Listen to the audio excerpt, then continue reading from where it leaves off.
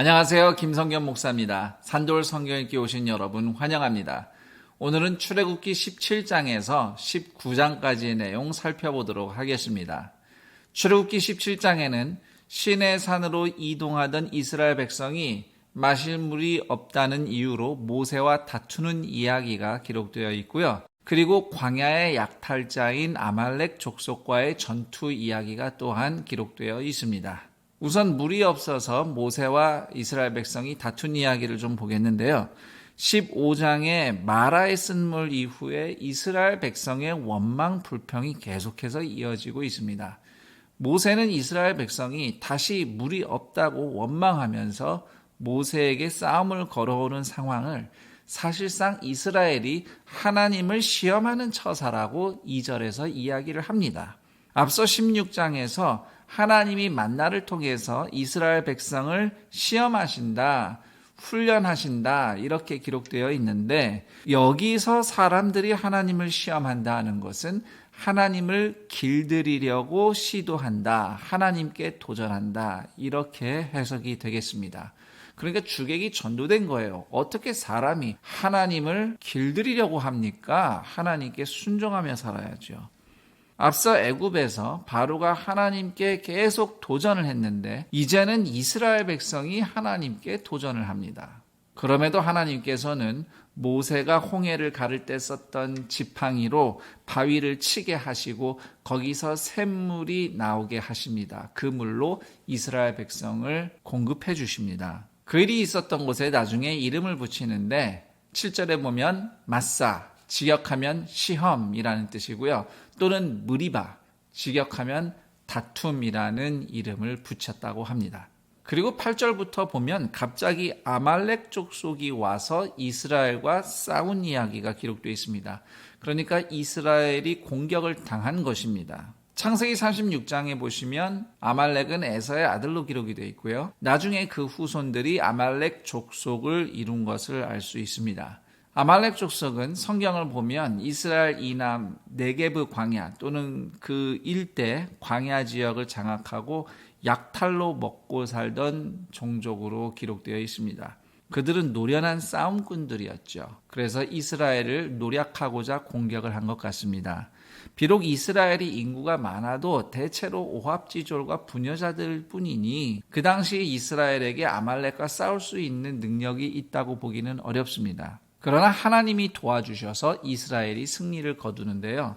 그때 바로 그 유명한 이야기, 모세가 손을 들고 있는 동안은 이스라엘이 이기고 손이 내려가면 이스라엘이 지고, 그래서 모세 양옆에서 아론과 훌이라는 사람이 손을 붙잡고 세워주어서 이스라엘이 승리한 유명한 이야기가 나옵니다. 그리고 이때 여호수아가 처음으로 등장을 하고요. 아말렉과의 전투 이야기에서 두 가지를 좀 우리가 주목해 볼 필요가 있습니다. 우선은 이때 처음으로 여호수아가 전면에 등장합니다. 모세 이후 뒤를 이을 차세대 리더죠.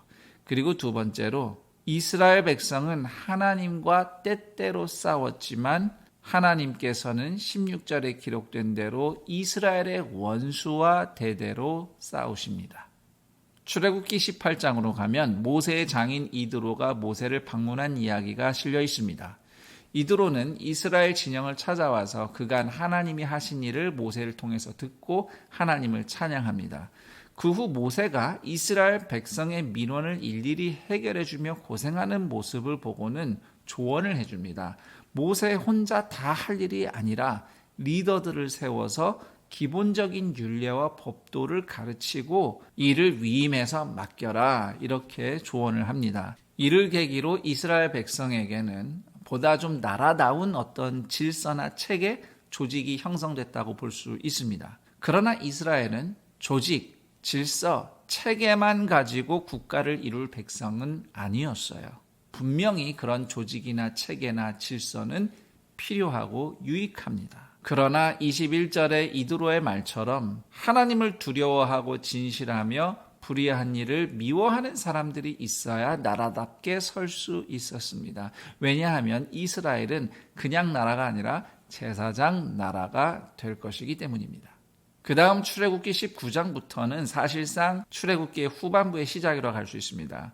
1장에서 18장까지는 출애굽 사건을 기록했다면 19장에서 40장까지는 하나님과 이스라엘의 언약에 대한 내용이기 때문입니다. 19장에는 시내산에 도착한 이스라엘 백성이 하나님과 정식으로 언약을 맺는 준비를 합니다.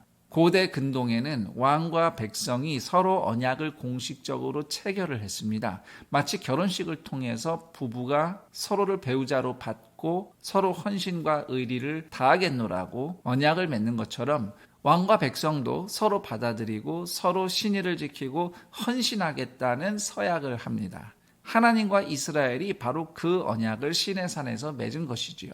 그때 하나님의 약속 중 중요한 내용이 6절입니다. 너희가 내게 대하여 제사장 나라가 되며 거룩한 백성이 되리라. 제사장 나라라 함은 하나님의 자비와 공의를 보여줌으로써 세상이 하나님 앞에 나올 수 있도록 돕는 나라입니다. 그것이 바로 제사장 나라 이스라엘의 정체성입니다. 그러자 시내산 아래 모여서 이 말씀을 전해들은 이스라엘 백성은 하나님의 제사장 나라가 되겠노라고 화답합니다. 그리고 시내산에 도착한 지 3일째 아침에 하나님은 시내산 정상에 우레와 번개와 구름과 나팔 소리와 함께 임재하십니다. 그리고 하나님의 임재를 본 이스라엘 백성은 두려움에 빠집니다. 그리고 또한 하나님이 경고를 하셨어요. 이스라엘 백성 함부로 산 위에 올라오게 하지 마라. 그래서 하나님과 백성은 거리를 두고 모세와 아론만 먼저 산에 올라갑니다. 22절이나 24절을 보면 하나님께서 이스라엘 백성을 치실지도 모른다, 공격할지도 모른다, 이런 표현이 등장합니다. 이것은 거룩하신 하나님과 거룩하지 못한 사람 사이의 간극이 얼마나 큰지를 보여주고 있는데요. 거룩하신 하나님은 죄인인 인간을 그냥 받아들이실 수가 없습니다. 하나님의 거룩하심은 적극적으로 인간을 공격할 정도로 인간이 죄인임을 보여주고 있어요.